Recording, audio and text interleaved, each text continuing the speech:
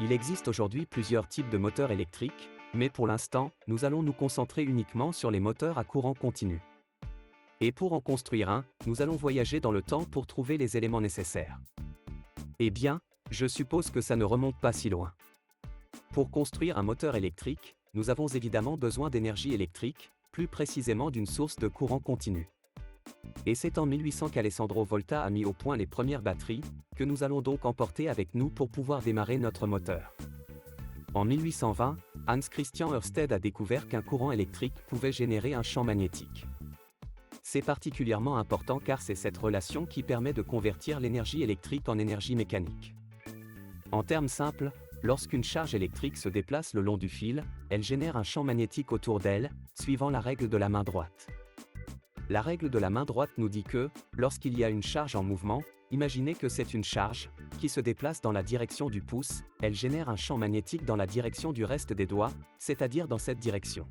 En revanche, s'il se déplace vers l'autre côté, le champ magnétique sera orienté vers l'autre côté. Le champ magnétique généré par le courant en mouvement interagit avec le champ magnétique généré par d'autres charges, telles que celles présentes dans une boussole, ce qui les pousse à essayer de s'aligner. Mais sur ce sujet précis, je peux vous recommander une vidéo de Charlie Lab que je laisserai dans la description. En utilisant les connaissances d'Ørsted, Peter Barlow a construit en 1822 ce qui est reconnu comme l'un des premiers moteurs électriques, composé d'une batterie, de fils, d'une roue en cuivre, de mercure et d'un aimant. Dans cet appareil, tous les éléments, sauf l'aimant, forment un circuit simple pour le courant, avec la particularité de pouvoir rester en contact même avec la roue en mouvement. Ainsi, en ajoutant l'aimant qui génère un champ magnétique entre ces deux pôles, et en permettant au courant d'être transmis à travers le circuit en utilisant le chemin le plus court, c'est-à-dire entre l'axe de la roue et la piscine de mercure, un nouveau champ magnétique est généré, qui interagit avec celui de l'aimant, produisant un mouvement. Le seul problème de ce moteur est que le couple généré n'était pas très élevé et n'était donc pas utile pour des applications réelles. Demandons donc l'aide de notre ami William Sturgeon, qui a apporté les deux contributions majeures suivantes au développement du moteur électrique à courant continu tel que nous le connaissons aujourd'hui. En 1824, il invente les électroaimants, c'est-à-dire des pièces qui fonctionnent de manière très similaire à un aimant, mais dont le champ magnétique est induit par un courant électrique. En gros, vous prenez une barre de fer, vous l'enroulez avec un fil recouvert d'un revêtement isolant afin qu'il n'entre pas en contact avec lui-même, et vous laissez passer le courant, ce qui, toujours selon la règle de la main droite, génère un champ magnétique qui passe par le centre de la barre de fer. De cette façon, le champ magnétique force les charges de la pièce de fer à se disposer comme s'il s'agissait d'un aimant, qui, une fois plié, génère une réplique parfaite des aimants originaux en forme de U, comme celui utilisé par Peter Barlow,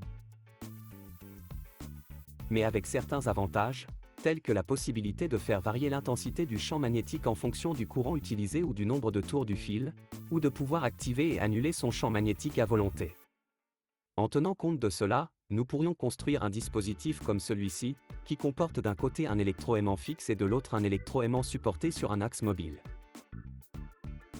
Nous aurions deux situations possibles, si les pôles des électroaimants se faisant face sont différents, c'est-à-dire un positif et un négatif, les extrémités s'attireraient l'une à l'autre et resteraient en position statique. En revanche, si les pôles étaient identiques, ils se repousseraient et seraient attirés par l'extrémité opposée de l'aimant fixe jusqu'à ce qu'ils reviennent à une position statique. Le seul problème est que si vous voulez que le moteur continue à tourner, vous devez changer la connexion des fils pour chaque demi-tour de l'arbre et malheureusement, à un moment donné, les fils s'enrouleront autour de l'arbre, l'empêchant de bouger. Et c'est précisément là qu'intervient la deuxième grande contribution de William Sturgeon, qui invente en 1832 le collecteur, qui consiste à faire inverser par l'arbre le sens du courant passant dans le fil de l'électroaimant. Pour ce faire, il a relié les fils de l'électroaimant à deux plaques qui entouraient l'arbre mais n'étaient pas en contact l'une avec l'autre, lesquelles étaient à leur tour reliées à la source de courant continu uniquement par pression, c'est-à-dire qu'elles pouvaient tourner librement. De cette façon, chaque fois que l'arbre tourne de 180 degrés, les contacts passent à la plaque située à l'extrémité opposée de l'arbre et la polarité de l'électroaimant est ainsi inversée, maintenant indéfiniment ce cycle de mouvement et de changement de polarité. Nous sommes maintenant plus que capables de revenir à notre époque et de voir comment fonctionne un moteur électrique aujourd'hui. Si nous prenons un moteur électrique à courant continu, nous trouverons ce qui suit. À l'extérieur, il y a deux possibilités en fonction de la taille du moteur. Pour les petits moteurs, nous avons plus de chances de trouver deux aimants, tandis que pour les plus gros moteurs, nous avons plus de chances de trouver des électroaimants, également connus sous le nom de stators. Quelle que soit la méthode utilisée, elle génère un champ magnétique autour de l'arbre.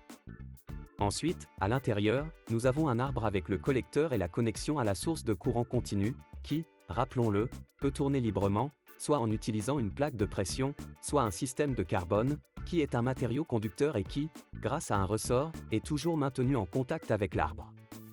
Le système de collecteur étant prêt, nous ajoutons les fils à travers lesquels le courant électrique va passer en générant un nouveau champ magnétique, qui va essayer de s'aligner avec le champ magnétique du stator. Une autre façon de comprendre pourquoi ce mouvement est généré est d'utiliser la règle de la main droite. Et pas exactement la même que celle que nous avons utilisée au début de la vidéo. Pourquoi sont-ils appelés les mêmes ? Essentiellement parce que ce sont des règles mnémotechniques qui nous aident à nous souvenir des formules mathématiques qui sont derrière nous, liées à l'électromagnétisme, et pour pouvoir s'en souvenir facilement, nous utilisons des objets qui sont proches de nous, et nous n'avons que deux mains. Mais ça n'a pas d'importance. Cette nouvelle règle de droite nous dit que, lorsque nous mettons notre main dans cette position, nous supposons que notre poing correspond à nouveau à une charge en mouvement, et aussi que les doigts sont pointés dans des directions perpendiculaires aux deux autres, donc l'index correspond à la direction de la charge qui se déplace, le majeur correspond à la direction du champ magnétique qui traverse la charge. Et enfin le pouce, qui est le plus important, car jusqu'à présent nous connaissons déjà la direction et le champ magnétique, et la direction de la force qui va être générée sur la charge, ou, dans le cas spécifique du moteur, la direction de la force générée sur les fils qui tournent autour de l'arbre. Lors du passage à une nouvelle phase du collecteur, la force générée est de moins en moins efficace, car le collecteur ne comporte actuellement pas seulement deux sections, mais bien plus selon l'utilisation du moteur. Ainsi, en ajoutant deux phases ou plus, la magnitude de la force est plus constante et il y a moins de gaspillage d'énergie.